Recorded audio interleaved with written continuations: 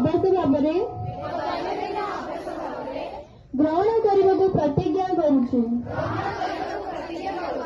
योगासन, प्राणायाम, ध्यान किंवा एकाग्र चित्तसह मु प्रत्येक दिन जोग करने समय उत्सर्ग करने को प्रतिश्रुति देउछि। जोग को आमर नीतिदिनिया जीवन रे जोड़ी उत्तम स्वास्थ्य एवं मानसिक